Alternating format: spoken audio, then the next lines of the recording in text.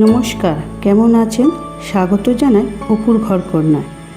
একঘেয়েমি খাবার খেতে খেতে যখন মুখটা খারাপ হয়ে যাবে আর কিছু খেতে ইচ্ছা করে না, তখন এই রান্নাটা করবেন। তার জন্য পটলগুলো লম্বা করে কেটে নেবেন, খোসা ছাড়াবার দরকার নেই। পেঁয়াজ, রসুন আর মাছের তেল, কড়া চাপিয়ে মাছের তেল দিয়ে দেবেন আর কালো জিরে ফোড়ন, তার সঙ্গে রসুন। এর সঙ্গে একটু শুকনো লঙ্কাও দিতে পারেন, কিন্তু আমি দিতে পারবো না। পটল, পেঁয়াজ সব একসঙ্গে দিয়ে দেবেন, মাছের তেলটাও দিয়ে দেবেন। কাঁচা লঙ্কা কুচি করেও দিতে পারেন, কিন্তু আমার বাড়িতে ছোটো কুমার আছে, সেজন্য দিতে পারবো না। পরিমাণ মতন লবণ, হলুদ সব দিয়ে দেবেন।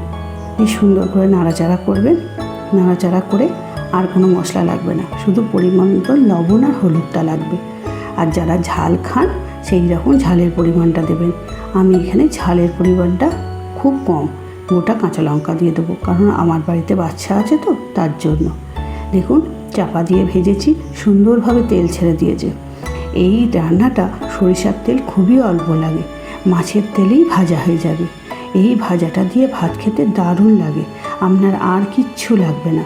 দুপুরবেলা এই একটা পদেই দেখবেন সবাই ভাত চাটপুট করে খেয়ে নেবে। একবার করবেন আর সবাইকে খাওয়াবেন, আর কেমন হলো আমাকে জানাতে ভুলবেন না কিন্তু। দেখুন, আমার কিন্তু আপনাদের সঙ্গে কথা বলতে বলতে কমপ্লিট হয়ে গেল রান্নাটা সুন্দরভাবে। দেখুন, মাছের তেলে পটল ভাজা। চলুন খেতে দিয়ে দিই, জানেন বড্ড বেলা হলো তো।